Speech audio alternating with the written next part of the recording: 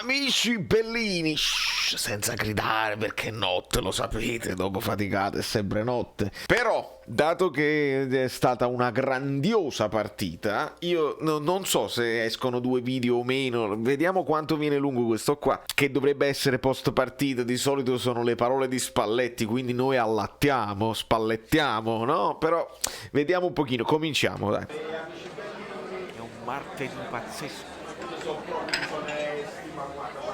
Rumori incredibili, rumori. Allora, nicite pro LP, nicite in cella sta compagna vostra, che soprattutto suona a fantasia. Allora, amici bellini, quindi benvenuto, nicite.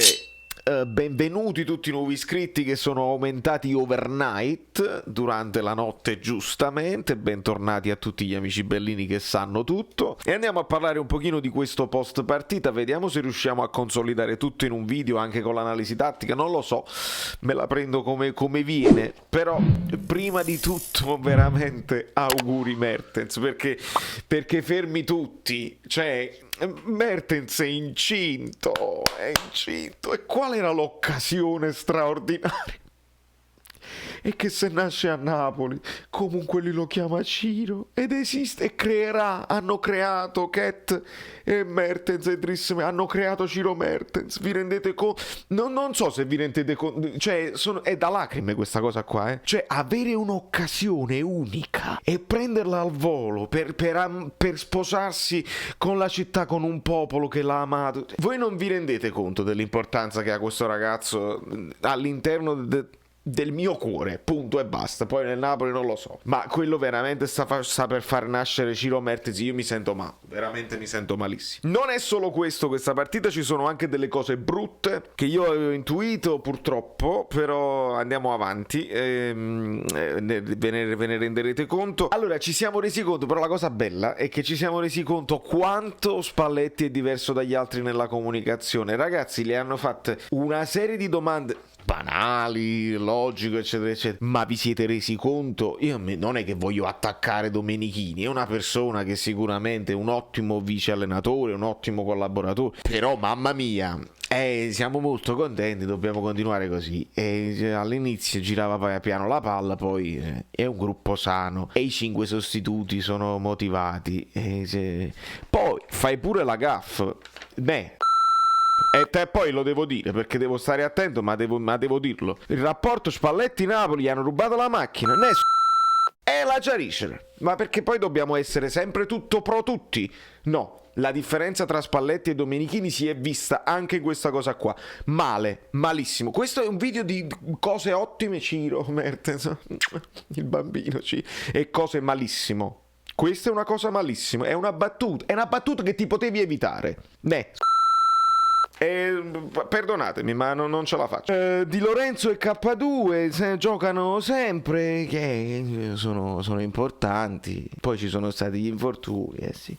La difesa, sì, la difesa è importante, ma tutta la squadra, vabbè. I meriti al mister, perché il mister l'ha preparata. Che cosa vi è piaciuto di più? Chiaramente le domande sono banali, ma che cosa vi è piaciuto di più? L'equilibrio, giustamente l'equilibrio.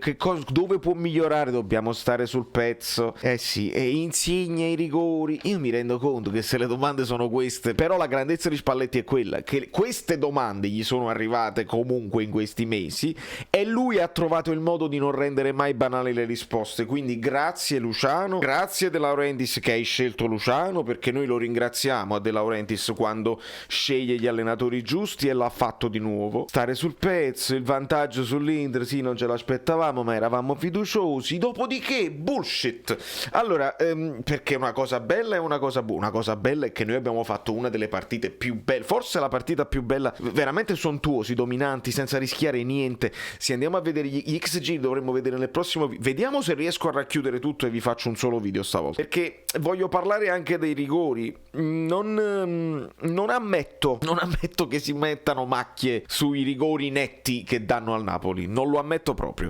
E se una cosa bella e una cosa brutta, Mihajlovic, la cosa bella Medel che dice ma il Napoli è fortissimo, tifo per il Napoli, non me ne voglia il Milan, ma tifo per il Napoli, che hanno dei tifosi straordinari, una città bellissima. Bello Mihajlovic, dice pure anche però Osimhen ha dato una gomitata, ma Rosta sta gomitata, me la ricordo benissimo, caro Sinisa, che stai dicendo proprio delle traveggole, le vedi le traveggole, le dici pure. Osimhen ha alzato la mano per chiedere il pallone, dopodiché la abbassa e Tete, perché è alto così rispetto ad Osimhen, prende un pochino il gomito in testa mentre quello abbassa la mano dopo che ha chiesto il pallone, sai, il cross, abbassa la mano, quello si butta a terra e fa finta di essere svenuto e di soffrire le pene dell'inferno. La dovete smettere di simulare, poi ci aggiunge anche che il Napoli avrebbe vinto anche senza i rigori, però insiste a dire io non voglio parlare, tutti abbiamo gli occhi, abbiamo gli occhi, esatto. Era rigore il primo che Medel fa mano in testa, quindi gomito in testa, non grave, ma dopo il gomito in testa la prende con la mano e poi simula di essere morto anche lui, e quindi tutti i compagni ma era fallo, non è mai fallo perché Osimhen non fa nulla, rigore netto anche quando gli danno il calcetto. Poco, tu non devi distruggere la carriera a uno per avere il rigore, non prendi il pallone, prendi la gamba, rigore, punto, basta, non si può discutere. Signori, ce n'era un altro su Osimhen dove gli tirano la maglietta, se la maglietta si tira è rigore, non ce lo volete dare, benissimo. Ce n'era un altro su Lozano, cade rovinosamente, si poteva dare, ce ne dovevano dare 4, ce n'è un altro che si può dare sul colpo di mano di Fabian. Alle volte sento parlare che se tocca prima il piede e poi la mano si valuta l'involontarietà, però la mano era molto larga, si poteva dare quel rigore per me. Poi a termine di regolamento si può discutere se sono stati dati e non sono stati dati quei rigori, però mi sa proprio di quella cosa, vedete? Il Napoli è aiutato, un rigore inutile che sul 3-1 si poteva anche dare, non lo dai così. Signori, non ci sto, non ci sto.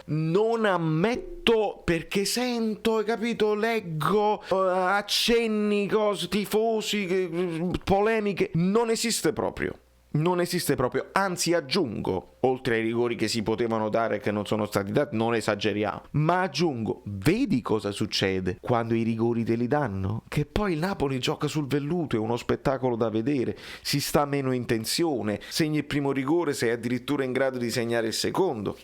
Quindi attenzione a dire stronzate, anche perché questa è una cosa che voi solo chi in America sa, perché ve lo spiego bene. Bologna, no? Bologna in italiano si dice Bologna, e quindi Bologna così. In inglese, se voi andate a vedere come si pronuncia? Baloney. Perché non dicono Bologna o lasagna? Baloney. Sapete Baloney che cosa significa quando loro dicono Baloney? Significa bullshit, significa stronzate. Perché? Proprio perché Bologna è la carne di scarto, no? Fanno lo scarto della carne e fanno questa specie di mortadello cess. Baloney. Quindi facciamo attenzione, caro Mihajlovic, a dire certe cose, facciamo attenzione tutti, anche in TV, che dica però questi rigorini. Signori, i rigorini non ci hanno mai dato nemmeno i rigoroni. Se adesso i rigori sono netti, non scherziamo proprio. Iscrivetevi al canale. Lasciate che like, state aspettando? Siete completamente pazzi? Perché sono feroce stasera, e possiamo andare anche direttamente all'analisi tattica, perché veramente ho liquidato tutto quello che dovevo liquidare, non c'è veramente nessun problema. Il Napoli gioca 4-2-3-1 ed è straordinaria, a parte che mi fa piacere farvi vedere un attimo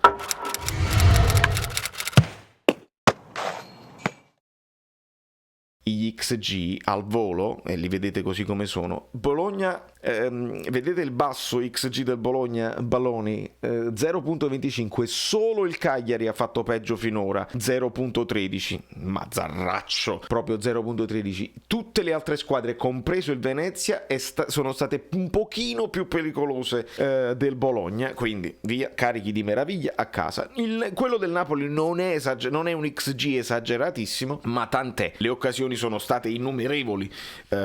Lasciamo perdere quel cross di Insigne dove Lozano non ci arriva, ma poi c'è il tiro di Mario Rui parato, poi c'è il tiro di Insigne che finisce di poco sopra la traversa, dopodiché il tiro centrale di Insigne. Sono tutte cose che non vanno negli highlights, perché gli highlights devono essere svelti. E poi c'è il gol di Fabian, una roba straordinaria, il tiro largo di Osimhen che non finisce negli highlights, il tiro fuori di Anguissa che non finisce negli highlights, poi c'è il gol di Insigne sul rigore netto, non me lo fate ripetere, netto. Nel secondo tempo c'è l'unica occasione seria per il Bologna, che è il tiro largo di Barro, dopodiché ci sarà l'occasione di Orsolini, ma telefonato, Ospina si sporca un pochino i guantoni, ma non c'è niente. Osimhen ancora che tira fuori quando si gira molto bene, il tiro fuori di Di Lorenzo che doveva essere secondo me anche calcio d'angolo, non ce l'avete dato. No, perché a questo punto mi incattivisco e ti chiedo anche i falli laterali se venite a dirmi balloni, perché sono balloni.